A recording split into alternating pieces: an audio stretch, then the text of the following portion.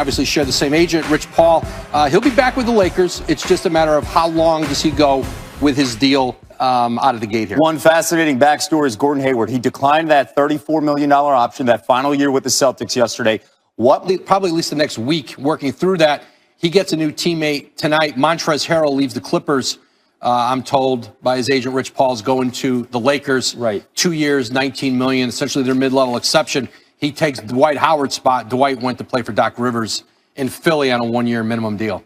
That's Woj up to the minute, which doesn't mean he's done, and we're here up until midnight. So if something happens, stick close because we'll bring you back. Thanks. They get him at essentially the mid-level exception, at 2 years, $19.5 million with a player option on year two. And the priority for the Clippers was keeping Marcus Morris, and they're going to do that with a 4-year, $64 million deal, I'm told. So Anthony Davis, no need to worry in LA? Yeah, Anthony Davis will be back with the Lakers. He's going to take some time to decide, I'm told, at least through Thanksgiving next week, about how he wants to structure his deal with LA. And, he certainly has several options in terms of the length. One option for him will be to get his contract lengthwise on par with LeBron James. That would be essentially a 3-year deal with a player option after the second year, and then he and LeBron would be contractually aligned. They obviously share the same agent, Rich Paul. All right, so meanwhile in Boston, Gordon Hayward opted out of his contract with the Celtics, but... So Anthony Davis, eligible to sign that extension. What is the latest with the negotiations between him and the defending champion LA Lakers? Well, there's not going to be a rush. There's not going to be a quick Anthony Davis agreement, I'm told. At least probably not until well into next week, I was told, past Thanksgiving. Davis, wow. Listen, he's returning to the Lakers. It's going to be a question of what the deal looks like. He's got a few different options in terms of the structure, how long he's going to go. He can do like a 2+1, 3-year deal with an option after 2. That lines him up with LeBron James. They could be on the same, be on the same trajectory at that point. So that's what he's going to talk to the Lakers about. He and Rich Paul, his agent, into the next week. I know Rich Paul will talk to Rob Pelinka tonight. He's got KCP, who's also a free agent there. But you saw LeBron James do this in Cleveland when he was on those 1-year deals, and you knew he was going back. Some of them extended several weeks, a few weeks. I don't know if ADs will go that long, right. But there's just going to be a window of time here before he decides or firmly commits to whatever contract structure they finally land on. The other big sort of idea we're going to be talking about today and looking for is how these free agents or moves or trades are going to fit in with teams that they don't know what they're getting this coming year in terms of fans in the stands, revenue coming in. There's question marks about how much room there is available. Not a lot of teams have huge, gallons of cap space the way we've seen in some other years. How is that going to affect guys like Fred VanVleet or Serge Ibaka, who aren't those big, huge names like Kawhi Leonard last year, but who have won rings and could be a key ingredient to add to a championship mix on another team? I think Fred VanVleet is very likely to return to Toronto.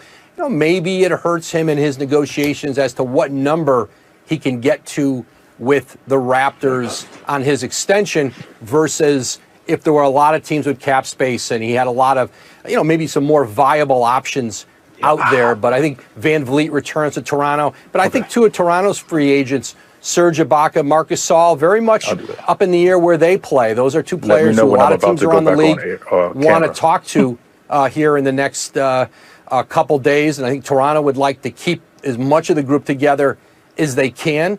And so, those will be some interesting questions. But I think you look around the league and you see players like, Joe Harris. I think Brooklyn will move here in the next couple days to try to get Harris locked up. And some players, who are key components to teams. Donovan Mitchell, Jason Tatum, both extension eligible. Those are very likely extensions that they'll get done here, I think, sometime in the next few days. Yeah, well, we know that a lot of these moves set up the moves that create a trade to get a big name player in a week or two. So we're going to be watching all of them for sure. Woj, I know how busy you are right now. Thank you so much for taking a minute out. We will say goodbye, but please come back if news breaks. We'll look for you through the rest of the show. Anthony Davis, because he can sign that long-term extension we've been talking about with the Lakers. All roads, of course, lead to him staying in LA. He does have some choices, and as you heard Woj say in our last block, he's not expected to commit in the immediate days. Brian, can you explain a little bit about what's going on here to our audience, what his options are, and is there any point they should start getting nervous? Well, there's some speculation out there, Rachel, that one of the reasons why he's going to delay his decision is because the Lakers have some other free agency moves to make, and he just wants to let them know he's watching. Now, I don't think there's any stress out there. He will be a Laker, but one of the guys they have to make a decision on, and it's a tough decision about how much to pay him, is Kentavious Caldwell-Pope, who is represented by the same agent, Rich Paul. Now, I think Caldwell-Pope is going to have some interest out there in the market. Whether or not he can get enough money out there to actually leave the Lakers is a different story. But this is somewhat reminiscent of when J.R. Smith was a free agent back in 2016 in Cleveland, represented by Rich Paul, and LeBron took his sweet time over that summer before signing. Now, having said that, LeBron did sign before J.R. Smith did.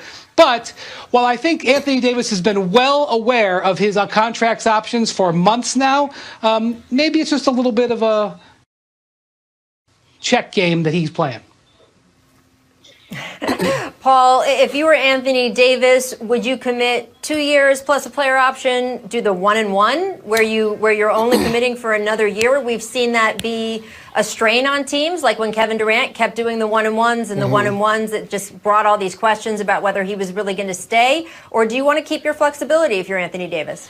I think it's important for the players these days to keep their flexibility. I always line my contract up directly with LeBron's because, as you can see, he can sign for 35% of the cap after that 10 years. And so, you know, LeBron, he could probably retire in 2-3 years. Who knows? You know, but I'll line my situation up with his. But what Anthony Davis got to understand is you're a Laker, you won a championship. Now, if you decide after 2 years you don't want to be a Laker or 3 years you don't want to be a Laker, it's like, to me, where do you go from there? And so I really would start thinking long term. I would think even for a 5 or 6 year deal. I mean, because after you may win another championship as a Laker.